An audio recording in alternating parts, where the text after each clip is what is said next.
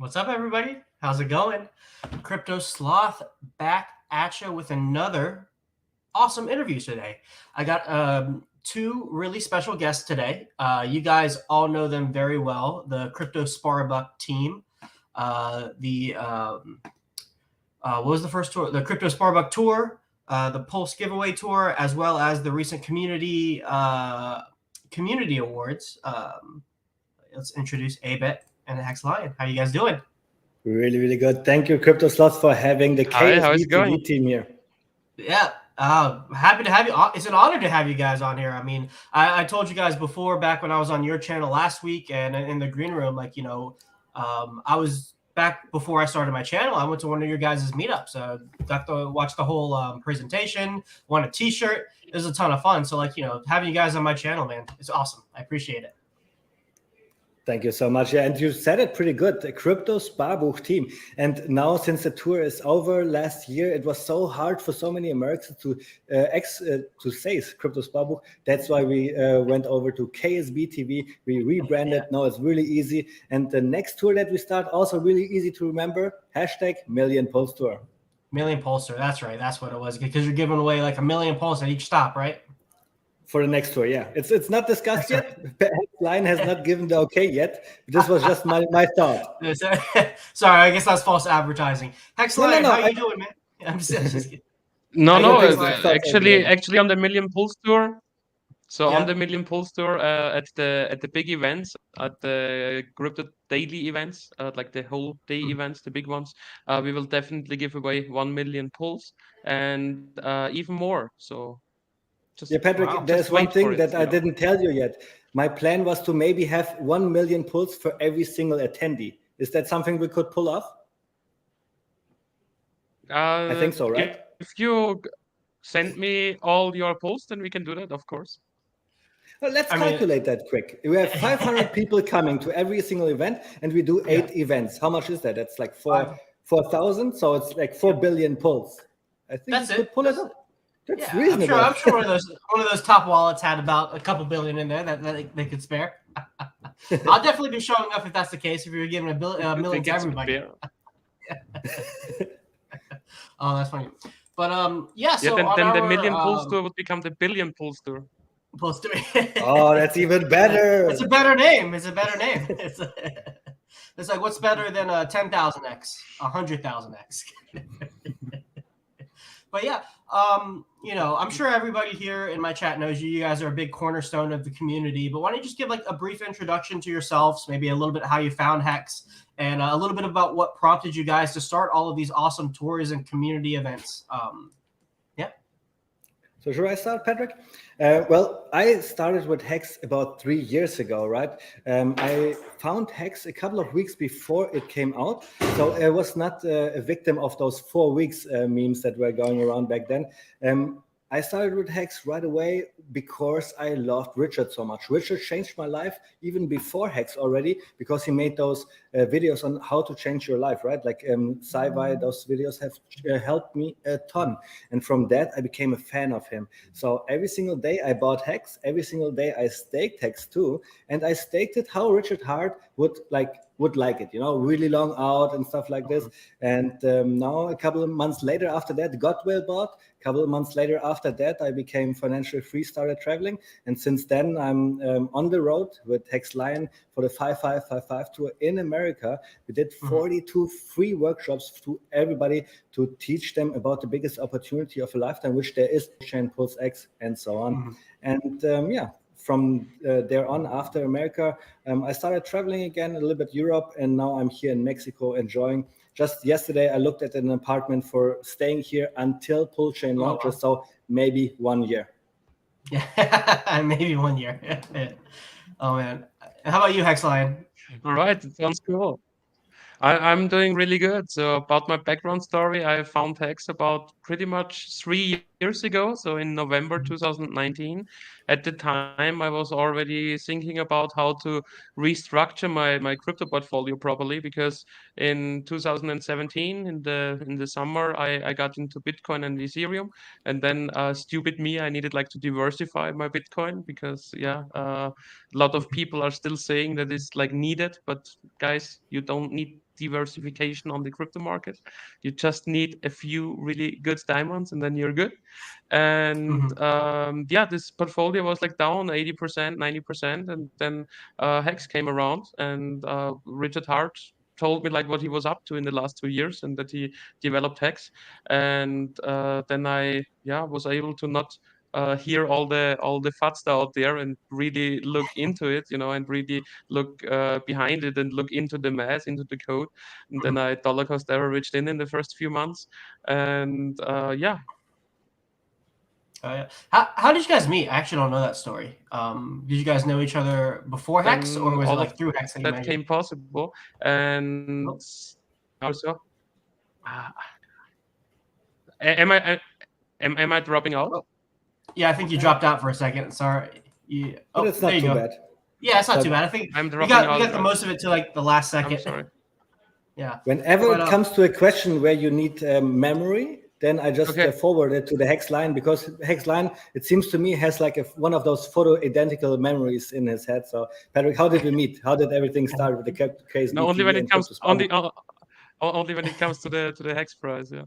And how did we meet? So we meet in the Crypto Sparbuch Telegram chat, actually, where we where you started with videos on your YouTube channel on abit_hex, and then I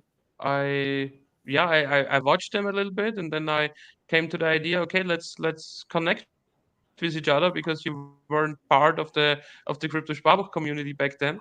And then you came into the chat, and we had like a lot of private calls as well. That was like in October 2020, about 2 years ago.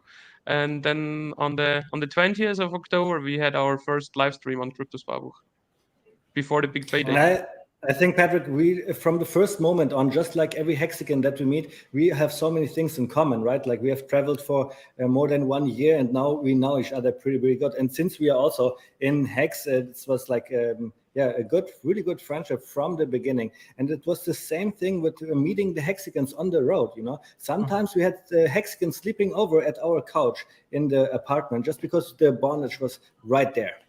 Mm-hmm. Yeah, no, that's super cool. And it's definitely a big a trend within the Hex community. Yeah, sometimes you slept at the Hexicans, no? At the Hexicans place. That also happens sometimes, yeah. Hey, maybe next time you guys come around, you guys can stay with me. But actually, I like that story of how you guys met, because it seems pretty like a pretty common trend in the Hex community, where like a lot of people just kind of met in some Telegram rooms, and they've become like pretty good friends and even like business partners through these last almost 3 years now. So I think another testimony to like the uniqueness of the community. Real quick, Trade Mo Jays, thank you for the $2 super chat, man. I appreciate it, and I will keep doing my thing. Yeah, so we did a stream on your guys' channel like last week, right? And we talked a lot about the HSI auctions that's coming up in like less than a week now. It's like on Sunday pretty much. So like tell us a little bit about if you're excited about that, what you're excited about, and we'll start digging into that a little bit as our first big topic. Well, CryptoSloth, for me, you are one of the most knowledgeable guys for Hedron, for Icosa. I love your calculator. I watch your show. So when I need some alpha, then I go to your crypto channel, right? So, and because I needed some more for my German community to learn a little bit, that's why we invited you to our channel. But now we are back because the auction is starting. I'm really excited. First, my idea was like to use Poly really, really hard, for example. Then I talked with X-Line, and then we came up with, hey, probably it's easier and for the individual better to have an own strategy. And that's why I thought I have to go to CryptoSloth again, so we can bounce ideas back and forth and talk a little bit more about the HSI stakes and the strategies. Yeah, man. I'm really excited for it, and I think everyone's talking about it and has it on the forefront of their mind, as well as Poly's been taking has been garnering a lot of attention because the two kind of obviously go together. What about you, Hexline? What are you excited about for these auctions coming up? Yeah, like how everything will play out, yeah, and I will actually put the question a little bit back to you. So, can you give the audience like a interesting or like the real timeline, like when things will happen? Because what I know is at first somebody needs to send the HSI stake to the auction, right? Yep. So, is it? Well, yeah. Will there be like some contract who is like just sending all of them to the auction, or do you think that you should first look like into the like pre-auction set, you know, and then maybe look where the smart contracts of Alex and Dipcatcher aren't making bids?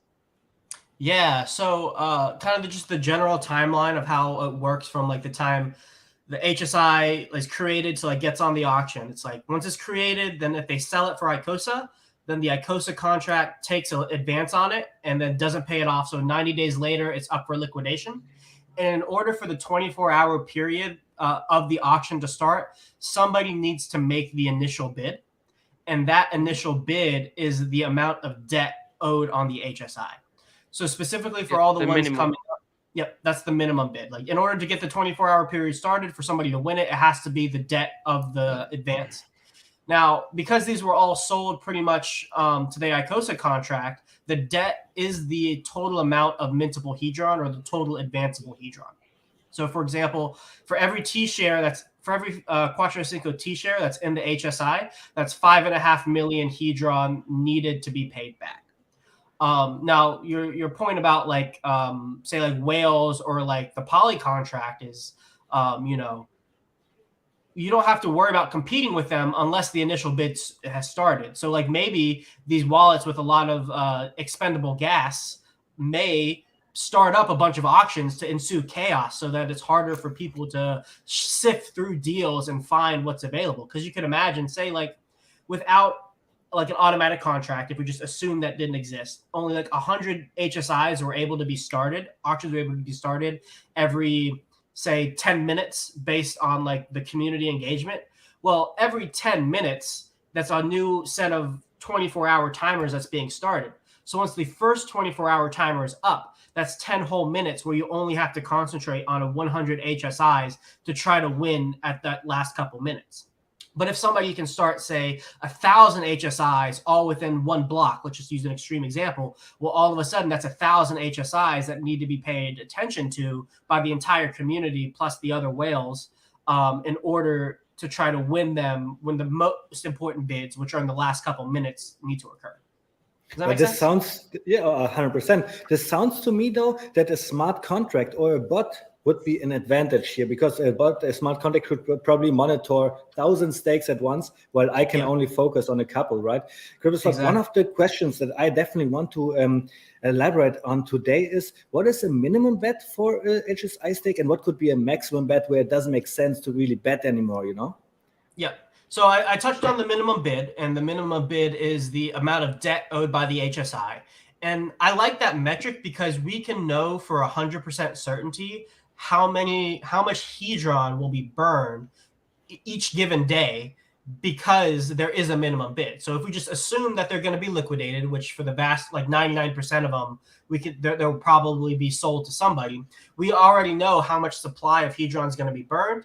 And by proxy or by extension, we know how much ICOSA will be generated too.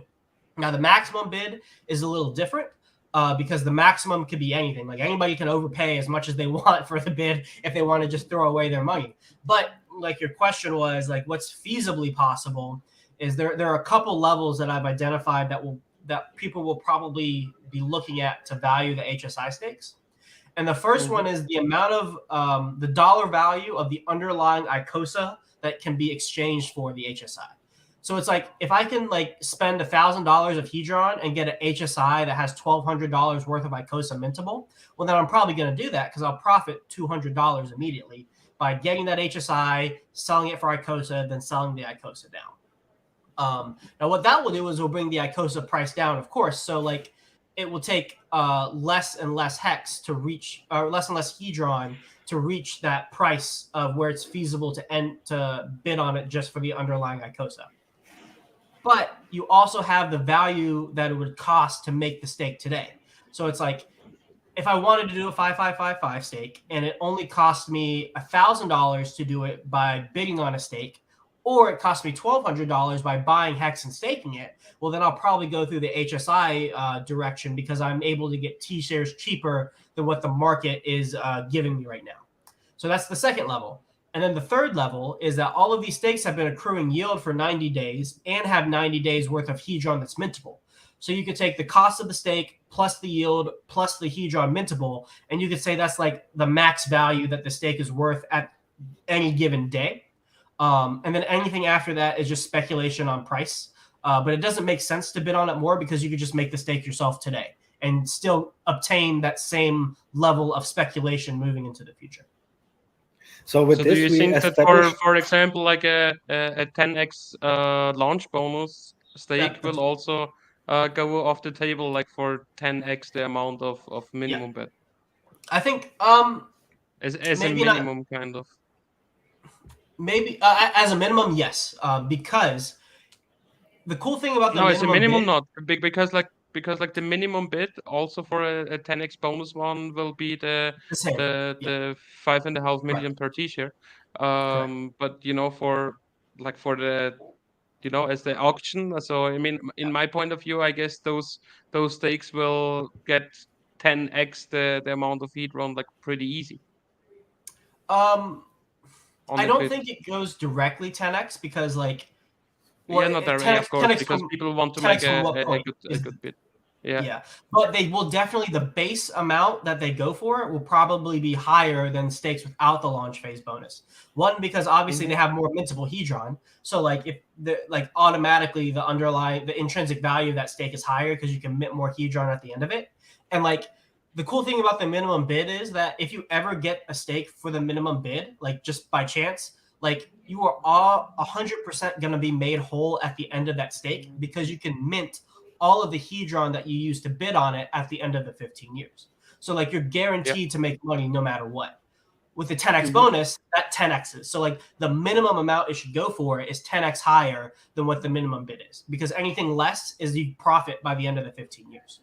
And Patrick, can you repeat the number that you just said? It's a 5.5 million per T-share, 5.5 million hedron. I wanted to clarify, right? Yep. And where does this number come from? How did you calculate that? Yeah, so that's go ahead. No, you explain it, Hexline. No. I've done enough explaining. I explain it. Okay. Yeah, go ahead. Yes, of course. So we are assuming that the underlying stake is a 5555 stake, and then you get per B share or per 1,000 B shares. This is one T-shirt is 1,000 B shares. You get one heat run per day. So that's like in the case of one T-shirt, that's 1,000 B shares times 5,555, which is 5.5 million and a little bit more. All right, now I see. Yeah, just 1,000 times 5,555, and then there you go. Yeah. Right, and then so 5 like million, my next 555,000. Yeah, exactly. my next question is like any single HSI stake that there is to bid on, like it is already a good deal, right? If you can get it, it's already a good deal. If it then overpasses the amount that is really makes sense because you could just stake it yourself, then it's not a good deal anymore. And now we have this range, and now we can look, okay, what is a good strategy to get an HSI stake for the minimal price? Maybe we can start talking about that, because I think that a lot of people in the chat has never done any auctions, maybe eBay a little bit, but I think you need a good strategy, because if you do it wrong, then you don't get the good deals anymore, Yeah.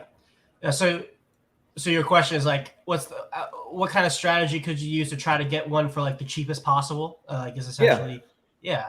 I've given that a little bit of thought. Basically, I think the best time to do it is two instances. First, the first day, because there are so many HSIs, which means that's max chaos, max volume. So that means that the probability of a deal slipping under the radar, like maybe at like a stake that most people aren't paying attention to, you could probably get for a good deal, like the highest percentage chances in the first day, first couple days, depending on how fast these HSIs are, the initial bid is started. The second is days/months down the future when people are not paying attention to it as much, and maybe there's a day where no one really cares to look as much, and then you're able to kind of like because there's going to be HSIs on this every day. Pretty much even today, HSIs are being sent to the liquidation auction. So 3 months from now, from today, there's still going to be T-shares up to bid on. So like the opportunity to get these T-shares is from now at least until 3 months, and we'll continue to see how much are resold once the auctions start. So most volume, less volume is pretty much the time when there's the best probability. What about you guys? What do you guys think? What kind of strategies have you guys come up with to maybe snag some good HSIs? Yeah, I'm thinking, maybe you focus on the lower HSI stakes, meaning like something up to 10 T-shares. Yeah. Yeah. And I mean, the thing is, what should be the lowest thing? Would you really go lower than 1 T-share or not? Maybe you should, because nobody else will bother. But then you need also to look up, like, okay, what is the current fee structure? Because right now, with the fees being so high of today, for example, it does not really make sense to look them up, like, so those little ones. Yeah. But I'm assuming that maybe the contracts are more focusing on the big ones. So and maybe whales as well. So maybe in the lower range one, you can get a good deal. Maybe also something between 10 to 50 T-shares, because it might get overlooked. Maybe you get a better deal, at something which is not 5555. Because just nobody will filter it that way, maybe. So yeah, those are like So, some of Patrick, my alpha thoughts to that. Patrick, we talked a little bit about the HSI auctions and so on, because also we want to do a show tomorrow and the day after tomorrow. Like, how openly can I share your thoughts on that, on the strategy? Really openly? Mine. Yeah. Of the strategy, of course. So one more thing, because you mentioned like the value thing, like how much ICOSA can I get for that? Yeah, and you ended there like with dump the ICOSA on the market, and I have like a way better strategy for that. I would say make a one-sided liquidity position with this one, because you can just put it like right over the range of the current price, and if you look it up, it went like the hex ICOSA price, it's tracking the T-share rate, so it is slowly ratcheting up, and then you can make your endless loop of like treasure hunting, if you want to call it that way, because you can just like get your HSI stake for like just a little bit of the amount, which is actually the uh, what's worse, and then you exchange it for the ICOSA, as you say it. Then you put the ICOSA as a one-sided liquidity position in the Hex ICOSA pool, and 90 days later, you just collect your fees, and maybe your position, because you can put a tight range, is already like only in Hex. Then so it's like a way how to create hex out of your Hedron without hurting any price. That's like a cool loop, and I will definitely have a deeper look in how to create this loop in a profitable way. It Did you sounds guys? really interesting for me, for sure. I want to jump in really quick. And the reason why I asked Patrick if I can share his thoughts that he mentioned to me is because I think we have not discussed yet what is a good strategy, right? Like, we established already that all the HSI stakes that are to bid on are good deals. And then there is a price where all those are not good deals anymore. So my strategy, my personal, would be I would look for HSI stakes, write them in a list, and then you can basically just bid for every single one, the minimum bid, right? Then if you're lucky and just one runs out, you won the bid, awesome, you got the best deal. But this is a high risk strategy, but because probably you will not get this deal, right? Because somebody else will bid a little bit more. So now we have the price range here of minimum bidding, of maximum bidding. And now the question is, you can bid a little bit all the time because it's the best deal. You can also overbid right away, right? And if you just bid as much as where it doesn't make sense anymore, then probably nobody will be interested anymore. This was one of the thoughts that Patrick and I had. But then if you do this, you kill yourself in having a good deal. So maybe something in the middle is quite right to do, to make other people not being interested anymore in this, but still have your favorite HSI stake that you want to have. Because like Patrick was mentioning here, the really big ones, probably the whales will all catch them all, and the really small ones, well, maybe there's our opportunity there, and then we just have to do it with numbers. Have your eyes on a lot, and then you will probably get lucky. Yeah, Yeah, and I no, mean, I have like two strategies a little bit. So on the one hand side, we have like those HSI stakes with the launch bonus, and if I get one of those, I will just keep them and not exchange them for Icosa, because I guess they will get like a huge premium in the top of the next bull run, yeah. Well, and they have extra speculative value because they're scarce, right? Like no 10x launch yeah, phase exactly, bonus yeah, exactly, HSI will ever be and you created. yeah. Yeah. So like And even those are after the like 15, NFTs with value, and even the next exactly. bull market will mostly have NFTs without value, I Like guess. I could see a future where like people good accounting these like 10x bonuses HSIs even after the 15 years is up, just so they retain their value and they have that scarcity value of just being like, hey, this was an HSI that was around in the first 10 days of Hedron, and so many people are ending those stakes, so these are a deflationary asset, you could even say. And so like there may be like way down in the future, like when Hex is like widespread, and then like Hedron obviously will probably also have a lot of success because of Hex's success. People will covet these 10x bonus HSIs not just for the underlying value, but just owning a piece of history. And actually, you know what comes to my mind, because I'm just going through my head on how many of those stakes I have with 10x bonus, and there are a lot. So I'm always in fear of gas fees. What is if the gas fee is like unproportional high in a couple of days when the auctions are going on? Then I guess this will also be calculated into how much should I bid in for the HSI stake. Yeah, because there you have two kinds of strategies, and you need to make up your own strategy based on how much time you personally have. Yeah, Yeah. because if you just look up the list, okay, which is not already sent to the auction, okay, I will send one with, I don't know, like the minimum or like 2x the minimum, something like that, to the auction, and just hope that, cross my fingers, that nobody bets on it, or do you just like put your alarm 23 and a half hours after that, that you look up your list of HSIs and look up if Mhm. there is like another bet on them, and then you have like next to your list you have maybe like your personal maximum of each one you want to bid on the specific stake.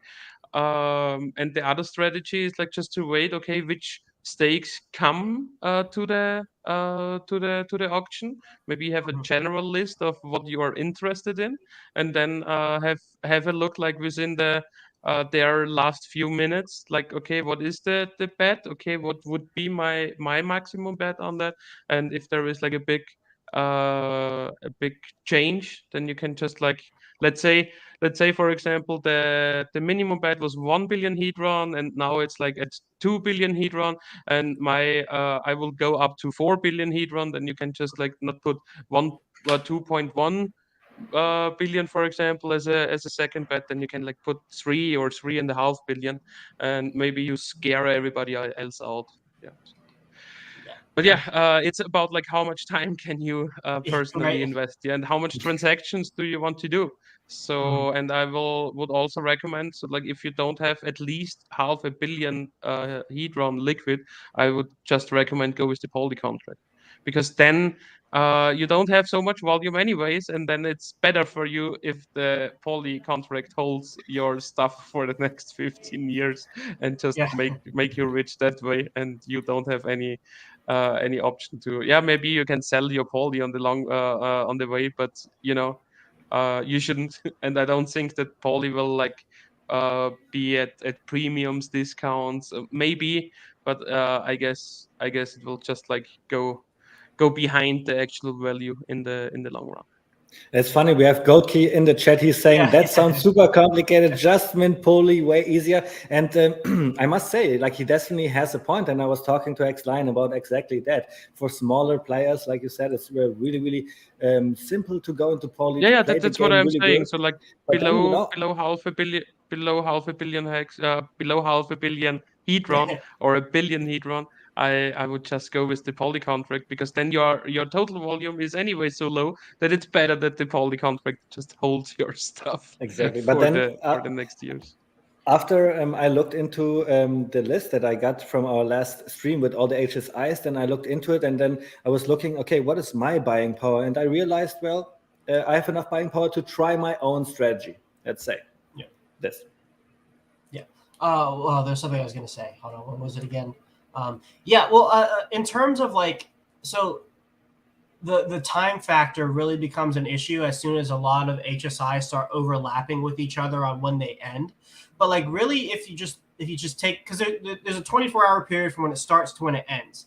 So if you just look through all of the stuff that are either active and or inactive, and say you have some parameters in your head ahead of time of like what kind of HSIs you might want, and then just take a note of which ones that you're actually interested in, and then if you set aside a time, maybe like 10 minutes before they actually end, that's really the important time to be watching them to bid to win, because a bid 10 hours into it can be like, there's no need to be constantly at your computer when the things that you want are ending in 10 hours, because so much can happen in 10 hours. You can just see in that last 10 minutes, is it in my budget? Is it not in my budget? And then you can like act accordingly, knowing it'll be done somewhere in the next 10 to 30 minutes, depending on how much competition there is for that HSI. But at the same time, that's when all the overlapping comes into play. When like, if you have HSIs coming out that you want every 30 minutes, then like you can't be at your computer for hours and hours and hours.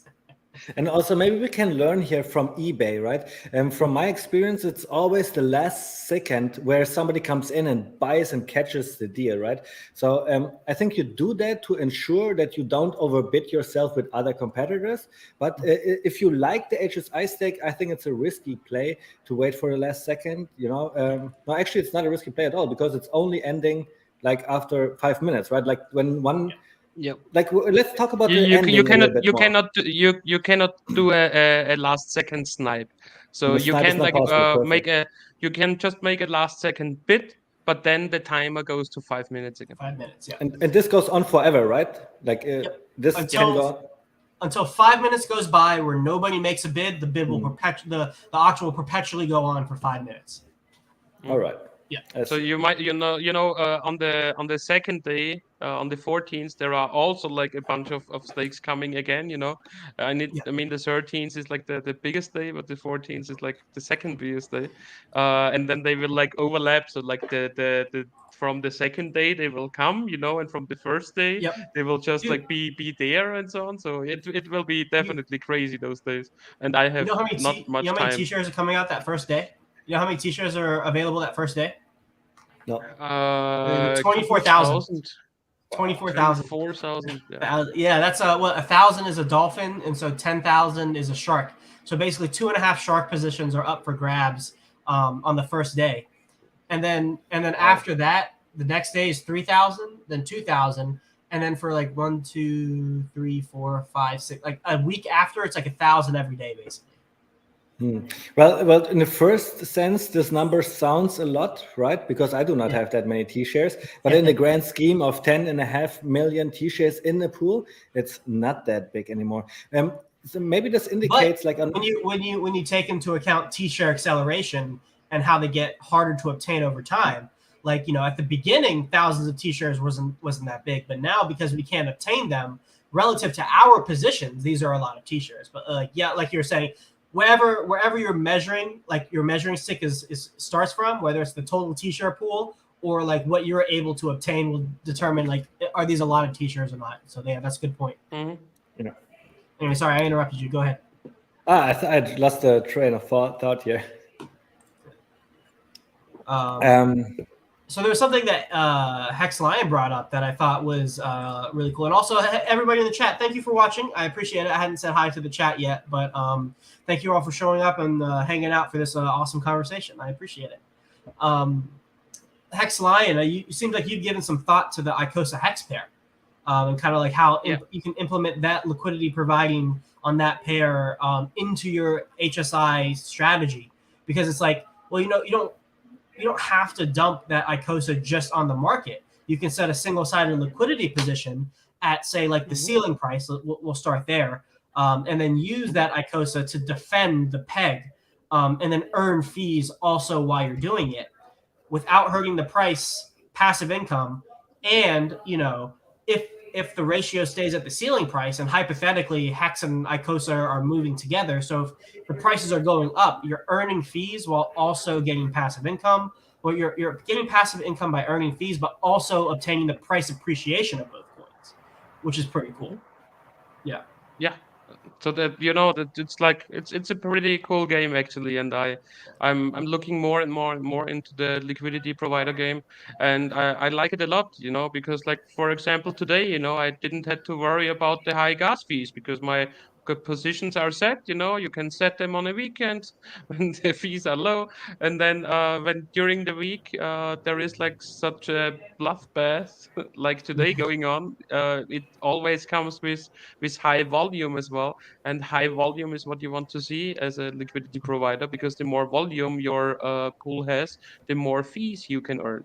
And some pools are even with a 1% fee structure, and those pay pretty good. Yeah, no, absolutely. And I think the cool thing about a single-sided liquidity position with ICOSA is you can kind of, because we have a projected T-share rate through like hexfire.io, you can say, okay, at this T-share rate, I'm going to put all of my ICOSA here so that over time, when the T-share rate ratchets up and presumably the market tracks that in terms of ICOSA and Hex, I know I'm going to be selling out about here. And then when you let the T-share rate increase, and then that will move the market up, which will naturally sell you out into Hex if that's ultimately what you want to accumulate. Yeah, I think that's ultimately what everybody wants, right? Yeah. I would more recommend like narrow ranges, because then all your volume is like at this little range. And for example, right now we have like a price of one ICOSA costs 34 hex, and then you can just put it like a little bit over 34, and for example, like to something like 38, maybe even 36, if you really want to have it really close. And then you will be like in this position maybe a couple of months, maybe just a couple of weeks, depends like on the T-share rate. Mm-hmm. And then over all those days, you make a good amount of fees because you have concentrated your liquidity into this range. Another possibility is like make a broad range. You can also do 34 to I don't know 134, and then once a month or every 3 months, when you do this loop, you can just like press the collect fee button and then the increase liquidity button. That's also an option. But actually, I like the narrow ranges better because you're the narrow range is focused in the definitely range. more of an advanced strategy, because you kind of have to know. You have to have a goal when you're setting a narrow range, right? Like setting a narrow range just for the purpose of fees is slightly counterproductive, because by definition, if it's narrow, No, it's 20% for the fees, 80% that the position goes to Hex, which it will do like over time automatically, and then But I think, you would just like end it. It would be completely in Hex, and then you end it with good amount of fees as well, and then you can go ahead with the Hex, and stake the Hex and like restart with the loop if you want to. But I think what CryptoSlot wanted to say is that a narrow range in providing liquidity is more risky than having a really broad range. And for this topic, CryptoSlot, could you bring up the screen share? Because I have the Hex ICOSA pair here, and it is basically only going up. It is mirroring the T share price, or in this case, the B share price. Am I right on this one? Yep. So what it's tracking is the native or the intrinsic price of ICOSA in Hex terms using the HSI buyback formula. So go ahead. This chart looks so good to provide liquidity, because we can just draw a couple of lines here, for example. And here, for example, it seems like the range of ICOSA like has been always into here. Like I just draw some random lines right now, right? Like It has always been here, but a couple of times it dipped below. Here it dipped below as well. And then I was telling Patrick, well, look, we can easily do this range here and stuff like this. But then Patrick was mentioning, well, eventually it does exactly what it happened here, for example. It jumped up. And I would like to know, CryptoSloth, do we have some kinds of predictions or forecasts for the T-share price or the price jumping out of this area because the T-share price moved up? Absolutely. Let me pull up my calculator. All right, awesome. All right, so I have a Yeah, you showed it last time on our show as well. Yeah, with the calculator Yeah. where you can. Yeah. And let's go to Hexfire. I'll go through the whole process. So Awesome. the current T-share rate is 25,040. So 25,000, 25040. Okay. So let's just look at that ratio real quick. So 2540. So if we look at the ratio, the price you're paying for each ICOSA, if you're using the HSI buyback formula, is 34.2. Now, on the chart you just pulled up, it was what, like 34? 34 is like right around 34.0. So technically, it's a little underpriced right now. Like there's a slight discount on the market versus what you would be able to get on the if you sold an HSI. It's kind of a minimal one. Like it could probably be bought up quickly, and there's not much volume in between the discount and the price, the intrinsic price. But that's what the reality is. Now, because of that, Yeah, because this difference is like the difference is because of the gas fee it costs to perform the trade. Yeah, that's a perfect explanation for why it's like at a slight discount. But we know that at this T-share rate, this is like what the ceiling price is. This is what the intrinsic price is, and that's what those jumps are tracking. So every time, oh, this changed a little bit. Let's go to charts. Is that it? This one. Well, so on the Hexfire.io, I guess he changed the layout a little bit. It was usually the first one, but there was a chart that shows like the projected T-share rate, and you could pick out a specific T-share rate, and you could use this kind of calculator to see what the value of ICOSA would be in hex terms at that T-share rate. Because if you notice, if you change the number of hex, say it's just 50,000, the number of B shares changes, the number of ICOSA changes, but that intrinsic value doesn't change, which is why like you see it flatlining on that chart at that certain range with some spikes for people buying and selling, and then one major move up that correlates with the T-share rate going up. So what you could do is take two potential T-share rates, let's go right here, and form a liquidity band for it. So let's say that we knew that the T-share rate was going to be, say, between 25,040 and 25,300 for like a month. Just hypothetically, since I don't have the chart, the Hexfire chart.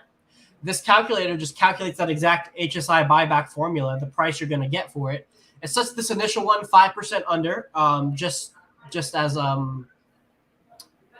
to set it a little bit lower so that you're in the range, and then it puts it at the future T-share rate, so that you know when the T-share rate is in between these two bands and the market is tracking the ceiling price, you're earning fees throughout that entire time.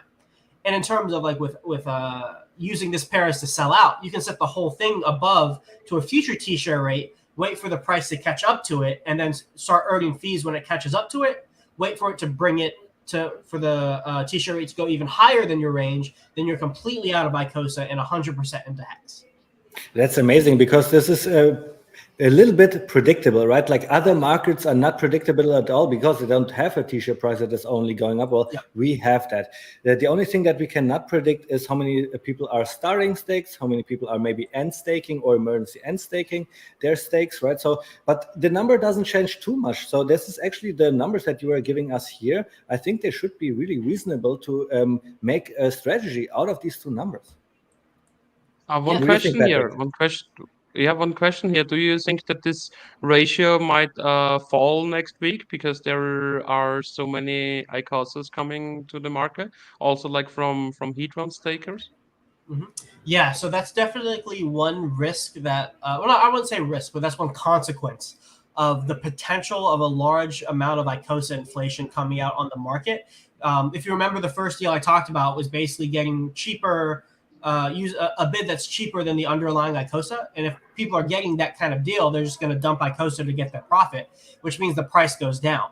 So like the reason why the price stays at that level and doesn't go above it is because if it goes above it, then you could make a stake, sell it for ICOSA, sell that ICOSA on the market, and have more money than you started with. This is just a basic arbitrage opportunity between the market price and the intrinsic price that the HSI buyback formula gives you. But this kind of economic power doesn't exist if people sell the price down. Like you don't immediately get to profit if somebody sells it and the price goes below that intrinsic value. What you get is a deal relative to the HSI buyback formula. So yes, there is I would say, a strong probability that people sell the ICOSA price down a lot, but that is just an opportunity for anybody who wants to obtain a larger ICOSA position cheaper than they would be able to if they bought Hex and staked it. And you also have to remember, to do that, they're putting these HSIs on the liquidation auction again, which is going to be another iteration of Hedron being burned. So the ICOSA price chart is kind of taking some damage, but the Hedron price chart, well, not directly, but the Hedron ecosystem, the Hedron coin is getting the benefit of that pressure that's being put on the ICOSA chart. Well, so another strategy, really quick, just because we're talking about liquidity, okay, yeah, go let's ahead. answer really quick. I'm here in ICOSA USDC and ICOSA Hex. Are there other pairs? Because I only see like 55,000 in both pairs. So this would mean there's like 100,000 liquidity. Is that true? Yep. All right.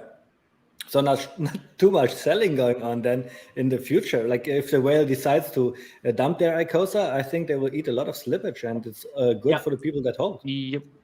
And that's a big thing about people providing liquidity solely at that ceiling price, because a lot of people have caught on to this. And I don't know if you guys saw my Hex Endgame stream.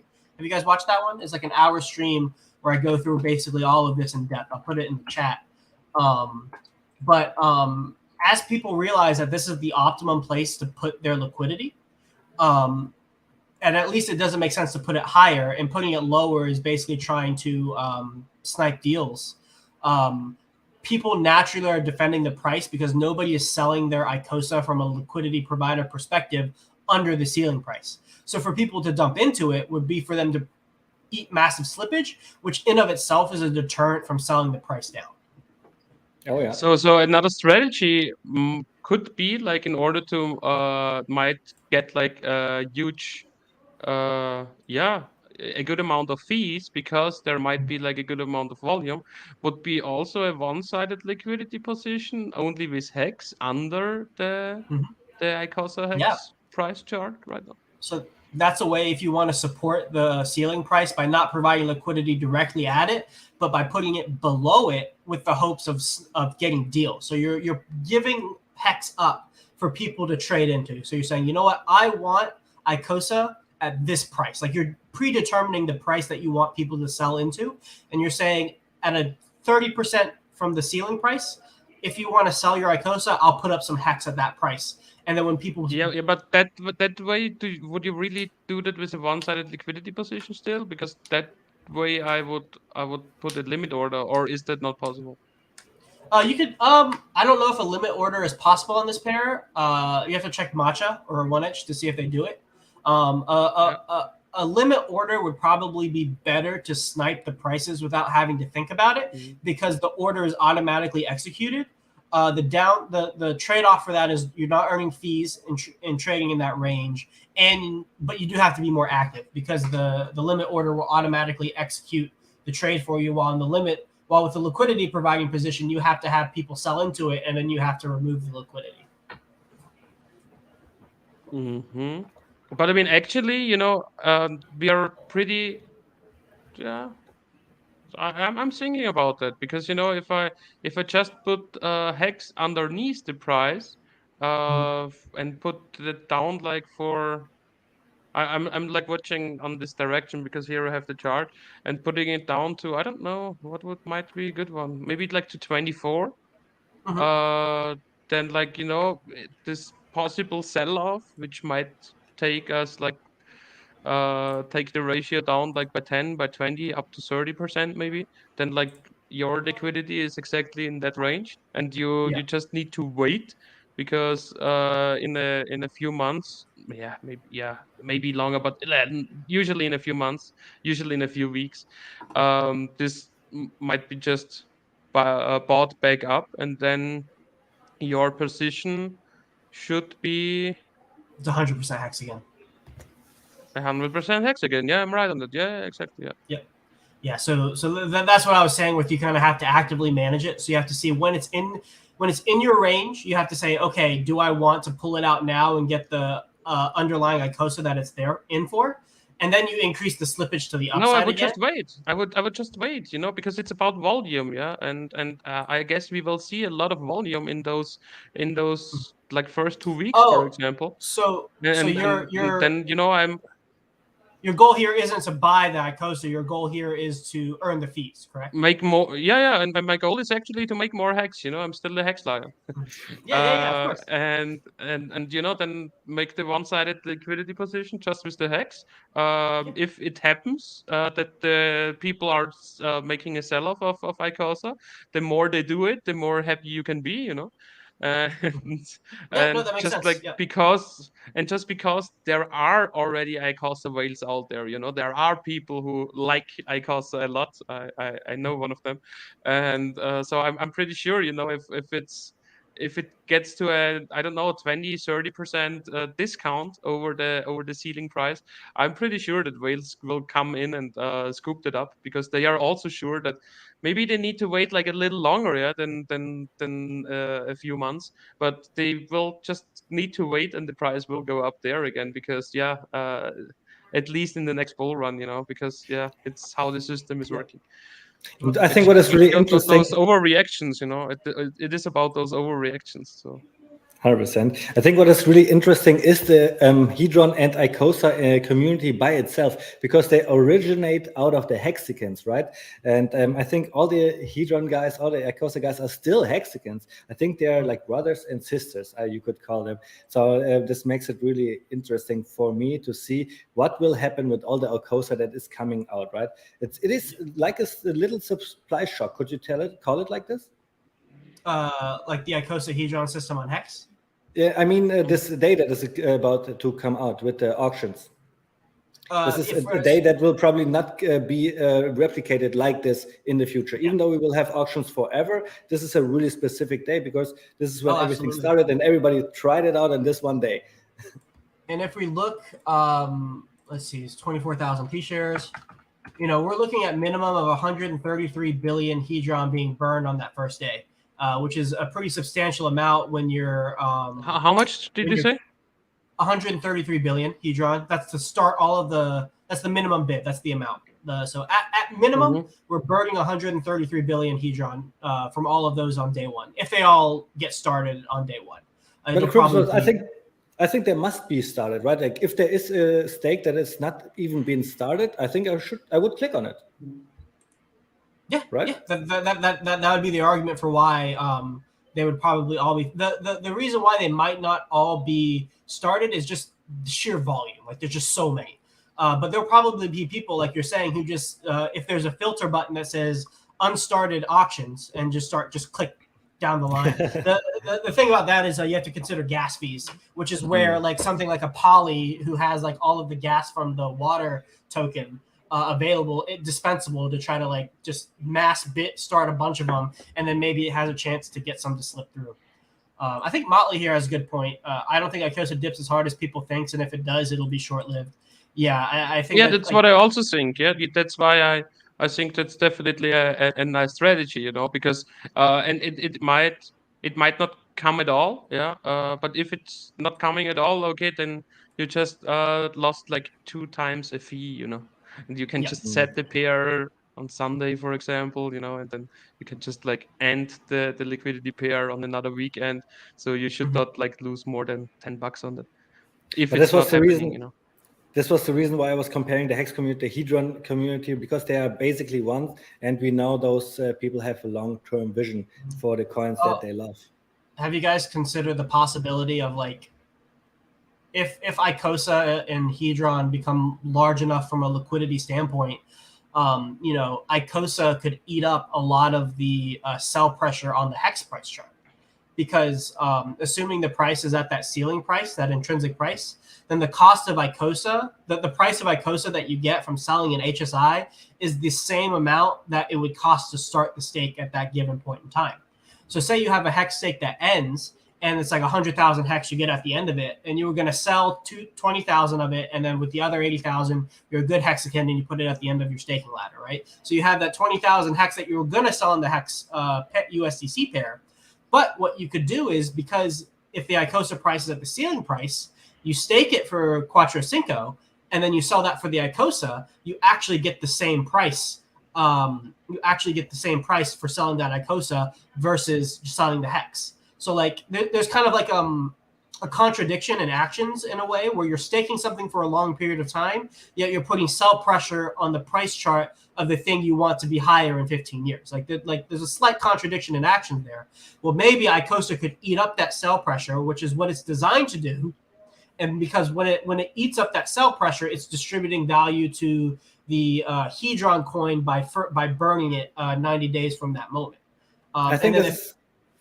Yeah. I think that's a really interesting thought that you have here, that ICOSA is protecting Hex from being dumped too much because the people can now sell ICOSA. I think Hedron does that already, right? Because if you have a Hex stake, you get Hedron. So Hedron does that already. And what you have been saying with ICOSA, that it protects, it only does it when it's at the ceiling price. And from my experience, really from my experience in those last 3 years, people will only do what you just said if they have a big incentive to do it. If the incentive is really small, then they will probably not even do it, then we will just sell their hex because it's just too complicated to press 2 other buttons, Yeah, that definitely the ease of access or barrier to entry, both educationally as well as like how many buttons you have to push, is a factor.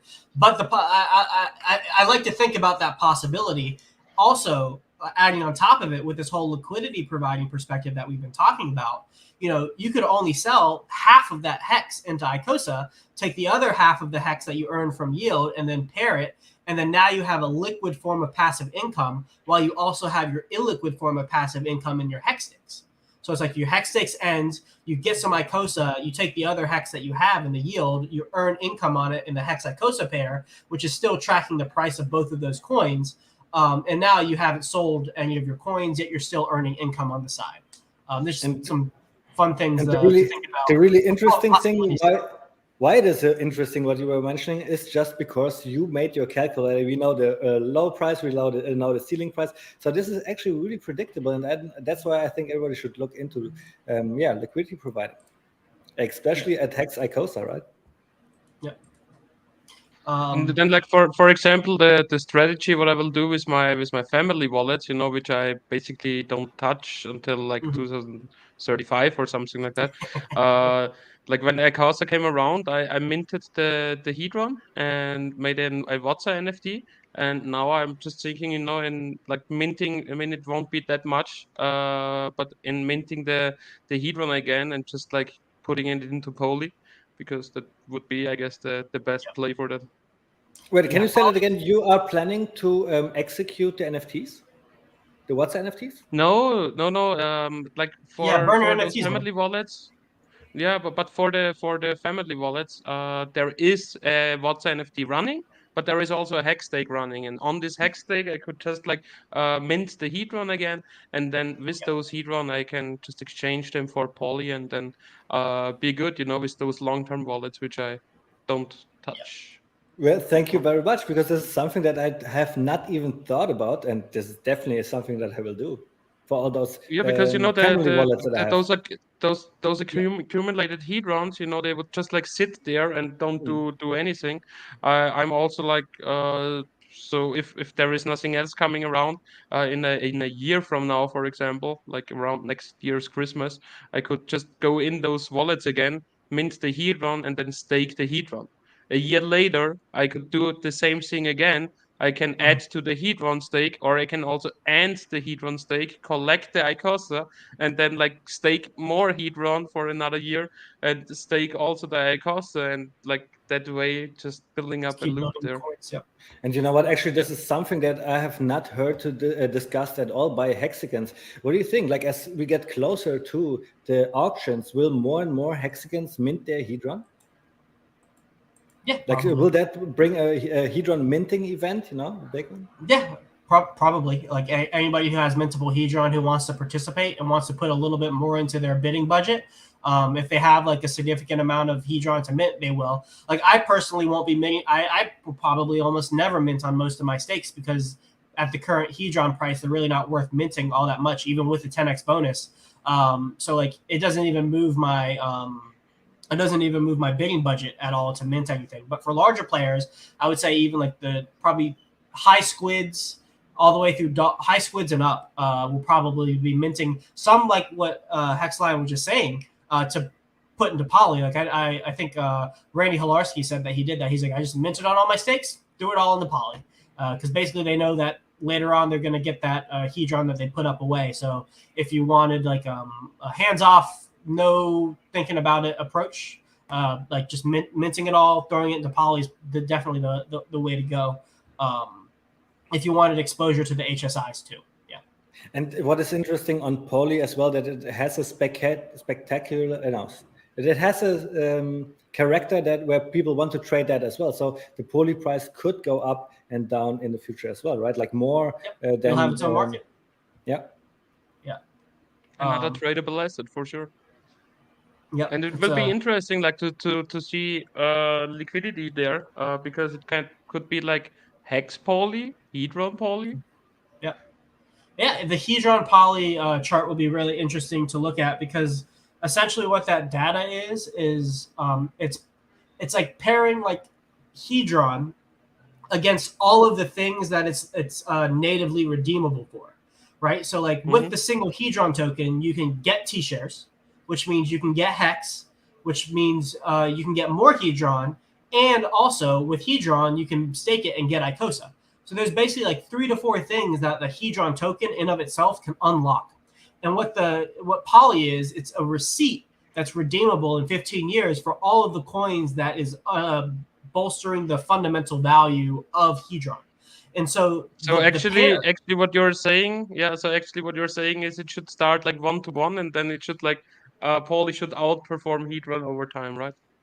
Yeah. From a fundamentals perspective, yes. That really depends. The X factor there is like how how many T-shares the contract gets, right? Because it's kind of unknown. It's not like with Maxi or the Perpetuals where you know for a fact it's put Hex in, get Hex out with like a sprinkle of Hedron.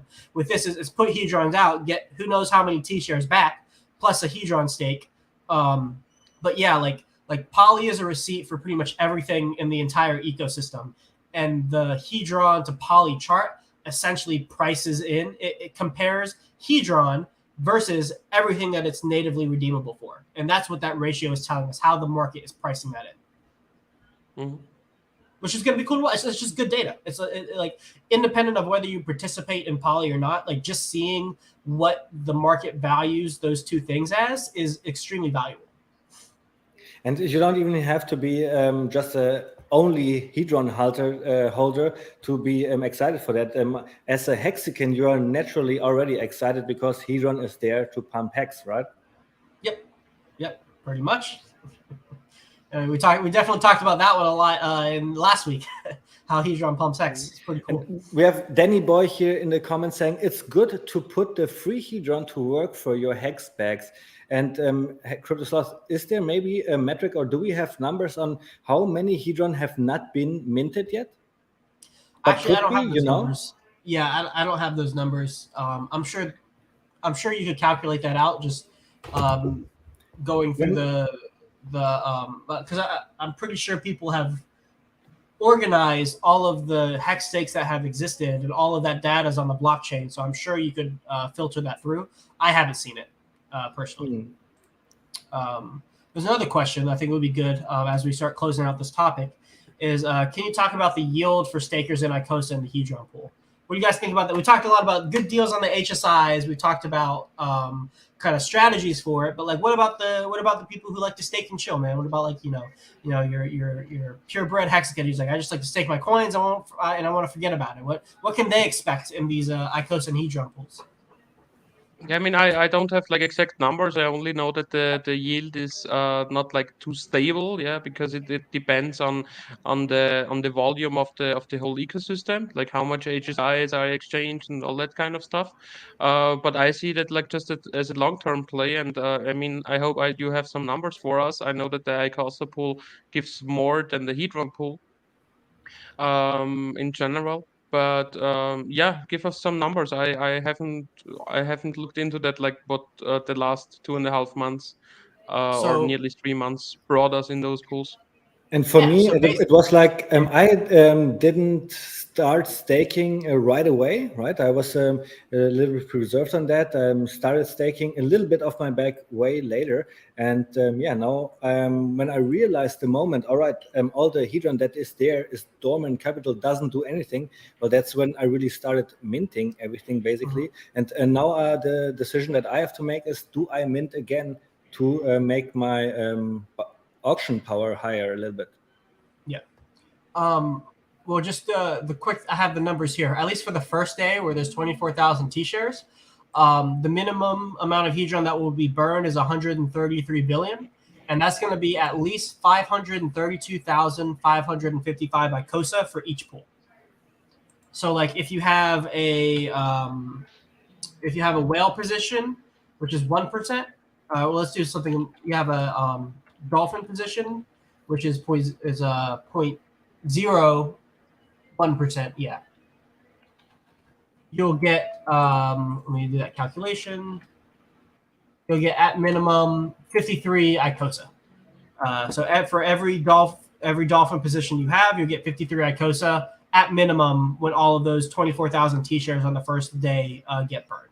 So that's pretty cool. And since you are in dolphin math here, Motley is saying, do whale math, please. Yeah, I want to hear the whale math as well.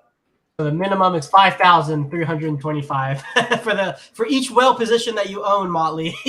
You're gonna get almost 5,500 ICOSA. But hey, yeah, but the whale position is not available now. No, the whale position is like out of stake for a year. Yeah, like you're not going to be able to get that. It's just like the amount of ICOSA that's accumulated that single day. Let me plug in the prices so we can see what the maximum will be. The hex price right now is what? So don't worry, guys. So Motley with his whale position cannot jump on your head. He can't jump on your head for another like 270 days at least, unless he's going to add into his stake. What's the Hedron price right now? The Hedron price is pretty low. Yeah, 26, and we're taking a nice dip. Do we have a leak in Hedron just like we have in Hex? Or does somebody have to come up with that first? Sure. No, we have it. It's so for Hex, it's the T-share. It's your percent of the T-share supply. And Hedron is just the percent of Hedron that you own. And so it's like there's like 110 trillion Hedron liquid right now, which means a whale position is about 1.1 trillion. A shark is 110 billion. And then a dolphin is about 11 billion, and a squid is 1.1 billion. But yeah, that's about what it is. And then there's a little nuance with like your position in the staker pool, because then you're just competing with everybody in the staker pool, not the entire liquid position. Yeah, come talk to me about that, Molly. Well, you and Wendy's. I'm sure Wendy's is helping you out. But looking at the maximum amount of ICOSA, the maximum amount of Hedron that can be burned, based on that first day, the 24,000 T-shares is 2.4 trillion Hedron burnt in that single day, which would equal 9.8 million ICOSA yield for each pool, which is pretty crazy. And think about all your WhatsApp NFTs. You know, your Hedron and your ICOSA positions have been diluted, but your WhatsApps haven't been diluted, so you still own that same percentage. Yeah, if you're in WhatsApp, I think you have to have just a position in WhatsApp, just like you have your stakes, in order to this be true, right? Yeah, I mean, Yeah, what I saw, the last statistic on WhatsApp, what I saw was like that one, if you put it in like $1,000 in the WhatsApp NFT, the yield is already at 350 or something like that, or even more. yeah. And I see. that's without So massive hedron burn. That's mostly just the base rate of like the amount of liquidity that was seeded for all of the pools. From what And I see with the Def so Huey, he that's is always amazing, you know, posting. like over 30% in less than 3 months. yeah, That's amazing, you know. So I like those WhatsApp NFTs a lot. Wait, did you just say 30% have been burned already? Because I see the posts of Def Huey all the time, and when he posts like No, hundreds of dollars I have didn't been say burned. that. Okay, then I was just got it wrong. I was just about to say, like from Def Huey, I got the impression that nobody wants to burn their whatsoever. Like the most of the people are holding. When the WhatsApp is burned, then it's like $100, $200, something like small like Yeah, this. because right now they are like just worth for 40% of their what you put it in. So people at first will definitely wait, you know, until they are at least worth what they put it in, and then let's see. So I think like with crypto going crazy in a couple of years from now, there will be the people who are just ending that as well. But most of those WhatsApp NFTs, I think will just like get sold on a NFT platform, you know, because they can just exchange owner, and I guess like that will happen more with those than they yeah, will be just really redeemed. But I mean, I hope so. So for all the people out there, please end them, you know, because then yeah. the And hey, remaining ones will be more valuable. yeah, just so you guys know, like these watches are going to get their own unique artwork to each of them. So there'll be even Mm. Each of them, okay, cool. that NFT JPEG value is going to be added on top of all of the underlying financial value. So that's So, another $1 million of value right there, right? with the JPEG. Yep, exactly. And but I don't know if you guys have seen on OpenSea, but they're already going for like 3 to 4x like the minting price. awesome, because if you burn your WhatsApp, right, this doesn't make the price go up for everybody else. But if you sell your WhatsApp NFT, like this should somehow signal the market, all right, people are buying it, you know, the price should Yep, then go up if actually like the buying of NFTs, of those WhatsApp NFTs is going on compared to the redeeming. absolutely. Yeah, it'll be interesting to see how the floor on like OpenSea or like Rarible tracks the underlying yield of the What's NFTs plus prices and potential future yield, because we can calculate at least 90 days into the future how much yield at minimum is also going to be on the how much yield is going to be generated in all of the pools, which therefore how much yield is going to be put into these What's NFTs as well. So there's a lot of knowns that can help the market price in um, um, these What's NFTs. Cool. Yeah, it's awesome. I Yeah, mean, there are going to be some one of one.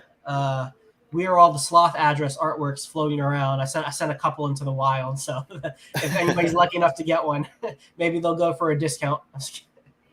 all right. Um, yeah, Abid, I see you have something on the. You wanted to share your screen. You wanted to talk about it?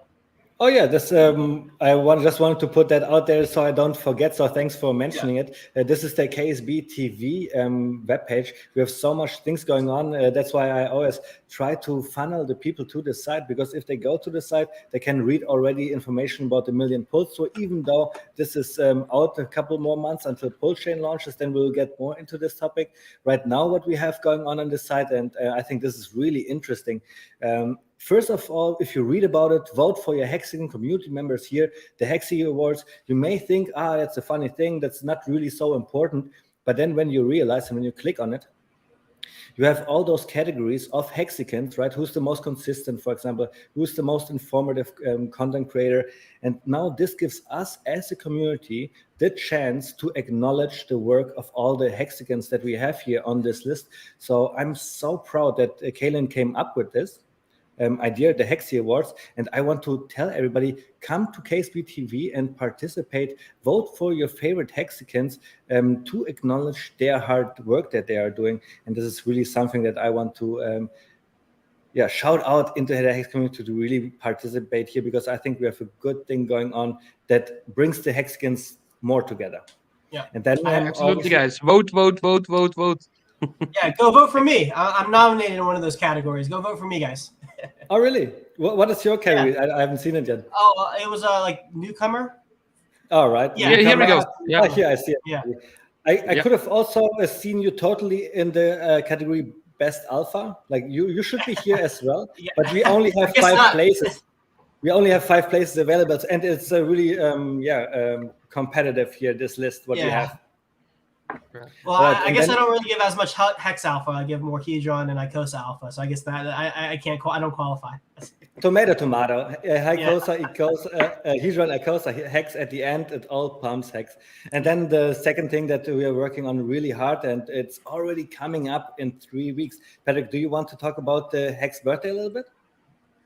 Yes, sure. So in a couple of weeks from now, from the 1st till the 3rd of December, we are meeting in south of Florida in San Diego. On the 1st, we are meeting. It's Black Hexicans Caden's birthday as well, and then in the evening, we will have a free to attend rooftop pool. No, not pool, because it's in the evening. Like a meetup at the Float Bar in the Hard Rock Hotel. Okay, thanks. Now I can read the screen share here. And then on the 2nd, the actual birthday, because if you don't know, Hex first day was the 2nd of December 2019, and we're celebrating the 3rd birthday over midday on a yacht. The yacht is actually already sold out, and then in the evening at the private section of the Park nightclub, where general admission would be $25. And on the 3rd of December, we would have a crypto and cocktails rooftop pool party, again in the Hard Rock Hotel. And what is really important for us is that all the tickets are really cheap, and it's really inclusive. Everybody can come for the night club, for example. It's hundreds of hexagons that could come, but obviously we don't have that many yet. So I want to encourage everybody, if you are from Cali or if you are close to California, come to San Diego for the Hex birthday, because we are celebrating 1,000 days of uptime and flawless operation, 10,000x and 97% dips by now. Why 97? I see 96. Actually, 97. Yeah, maybe I was rounding a little bit because I was measuring yesterday, and who knows what charts I'm using as well, right? Yeah, the trading view chart shows 59.97. But the trading view chart also doesn't go like until the actual all-time high, which we reached on Uniswap, like with the 56 cents. So yeah, whatever, you know. So, And there's around also something else that I definitely want to show. This is the KSB TV YouTube channel here, and the subscribers are going crazy. Just in the last couple of weeks, we made like 1,000 subscribers, which is really cool. And I want to thank everybody out there. And I think one of the reasons is because we have working so hard with our team to provide content. You see here, Kaylin, for example, making daily videos. And now, since 2 weeks, every other day, a new episode is coming out of the 5555 tour testimonials. And we have spoken to so many hexagons you could not imagine. They all told me their stories. And at one point, we realized we have to share that with the community. So we made a lot of interviews, a lot of testimonials. You see here, Lindsay the Hexagon, for example, was the first episode, really interesting. And from there on, every other day, a new episode came out. And actually, the last episode released like 20 minutes ago. If you have not watched the 5555 tour testimonials, I definitely want to encourage you to go to KSB TV after the stream, obviously, and look at exactly this. Wait, where is the video that just came out here? It's not updated. I guess you need to reload, huh? Oh yeah, I guess I need to reload. It doesn't matter. You will find them here all. And there, I even made playlists for everybody, so it's easy. Season 1, season 2, everything is here. I want everybody to go to KSB TV, leave a subscribe, but also look at some of those testimonials, because these are stories of hexagons that are telling us how Hex has changed their life and what a big impact this community has had on their lives. So I just want to share that with the Hex community, because I actually think it's really, really important in especially those times that we are witnessing right now. Yes, everybody, please go to ksb.tv, vote. sign up for all the cool events that they have and go subscribe and watch all their stuff on their channel. I've been really enjoying the different episodes, little interviews. I've been excited every time a new one comes out. They're really great in terms of production value as well as the content. It's awesome. So, you know, props to you guys for creating such some awesome content and sharing the stories of all the Hexicans in the community. I appreciate it, and I know everybody else does too. Thank you very much. How we are doing it is we try to do it as organic as possible. We do not have an editor working for us. Everything we are doing, we do by ourselves. So while we are looking through the content, we are also already editing it, putting it out, and those are all our testimonials. But in the future, let's say 1 or 2 months from now, we should be able to look through all our footage, and then in big grand documentary will come out, because this series is really just the testimonials, which gives the people the idea of how many stories of Hexicans are out there. Because right now I have the videos planned until November something. So like 2 more videos are coming out like in the next couple of days, and then season 3 starts already. So until the Hex birthday, every other day, for sure, a video is coming out. And at the end, you should end up with like 40 or 50 testimonials at least. Mm-hmm. That's awesome. I'm excited to watch all of them come out as you edit them and then you publish them. I'm excited to watch them. But guys, I think this has been an awesome conversation. We're coming up on an hour and a half. It flew by. I had a lot of fun. Let's see. Everybody go to ksb.tv on their YouTube, Twitter. All the stuff is in the description. Any final words, guys? Hexline, Abit, anything else you want to? Yeah, I mean, thanks for having us, and I can only say like only wish everybody out there a happy treasure hunt next week. Yeah, right.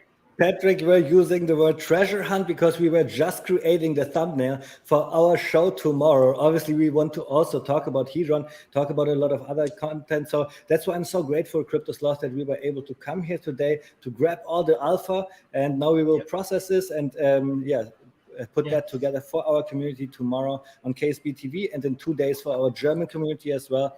And it's really, really grateful that I'm able to be here and learn from you. Thank you for having us. Yep. And hey, thank you so much, guys, for coming on my channel. It really was an honor to have you guys on and, you know, talk some Hedron with you, learn about all the cool stuff you're doing. I'm excited. You know, I told you in the green room, you're stopping by a city near where I live. So I'm excited to see you guys in person again, hang out, probably grab a drink or something together. I think it'll be a great time.